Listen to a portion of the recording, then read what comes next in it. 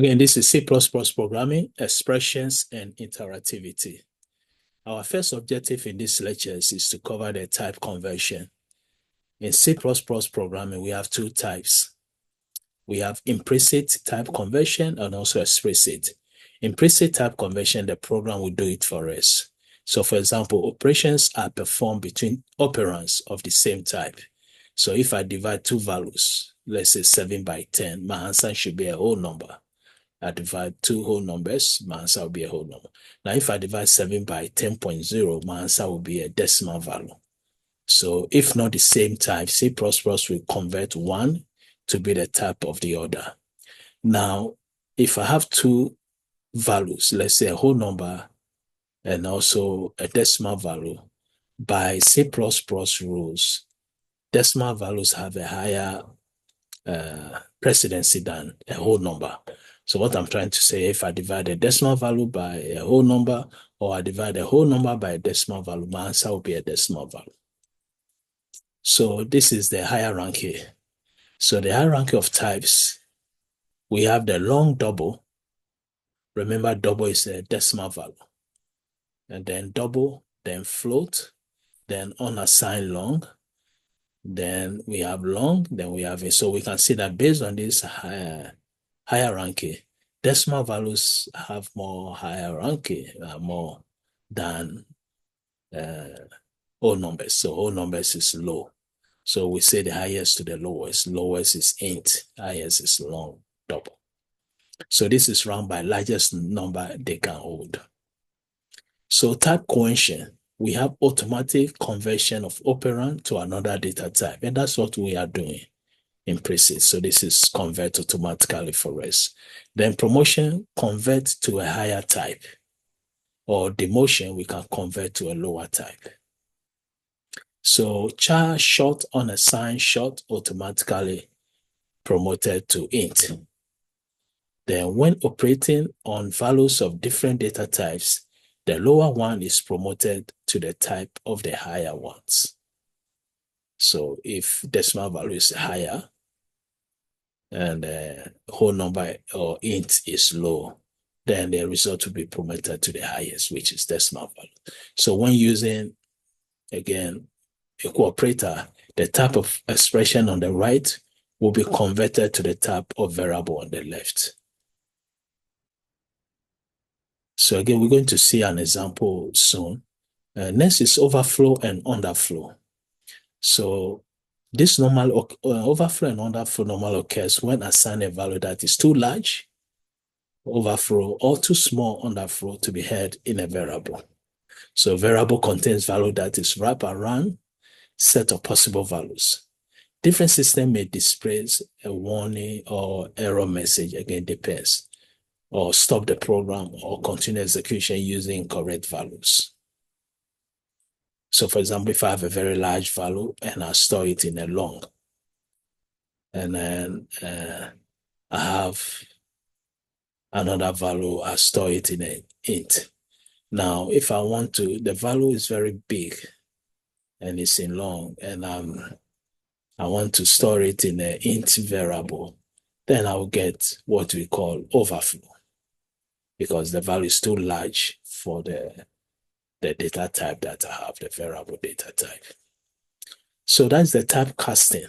Now, we saw how we can do it automatically, converting the data. Now we can do it ourselves. So we use the keyword here, static cast. We are casting it to double. Y2 divided by, Y2 minus Y1 divided by S2 minus S1. So used for manual data type conversion. Useful for floating point division using int. So yeah, I want to divide two values, but I don't want to lose the decimal numbers. So I cast to double or convert it to double. Also useful to say int value of a char type. So I declare variable char ch, then I want to print out ch, and it will give me the whatever the content is in. Then we cast it to int to give us the, so if I put a, it will give me the integer of a that represents. So let's see an example here. This program uses a typecast to avoid integer division. So again, we go straight to the main function. We declare three variables: books, months, per month. Now we ask the user, how many books do you plan to read? The user will enter the books into a variable named books. How many months will it take you to read them? User may say 4 months, 5 months, you enter it. Then we want to calculate how many you can read per month, the average. So we have start a cast to consider, because we know our answer is possible to be a decimal value. So we convert it to double. Now, when we look at the books and the months, they are int. So if we don't cast, our answer will be int. So if it's 10 divided by 3, the answer is supposed to be 3.33. The answer will be 3, because 10 is int, 3 is int also. So that's why we are using a static cast, so we get the decimal values. So now books divided by months, and then we put the results in our variable per month. So that is per month, books per month. So how many books do you plan to read? We say 30. How many months will it take you? 70. This is somewhere around 4.28571 books per month. So we need these decimal places. That's why we cast it. Other than that, the answer will be 4. So C-style and also pre-standard type cast expression. So this is how the C-style cast. We have data type name in a bracket. So int ch, that's it. You don't need the keyword static cast. So we want to convert it to int. So we put the data type in parentheses and the variable. Now, pre-standard C++ cast value is what we have. Now, both are still supported in C++, although static cast is preferred. So it's up to us. We can either convert it using static cast, underscore cast, or we can just put the data type in a parenthesis. So next is multiple assignment and combined assignment. So this is very straightforward. An assignment can be used to assign a value to multiple variables. So here we want to assign 5 to x, y, z. So we can say x equal to y equal to z equal to 5. So the value of the assignment is the value that assigned, associated right to left. So x value is 5, y value will be 5, and z value also will be 5. Now look at the following statement. Sum equal to sum plus 1. What this does is that it's going to add 1 to sum, then store the new value into the same variable sum. And this possible operators, s equal to s plus 4 means I'm adding 4 to x.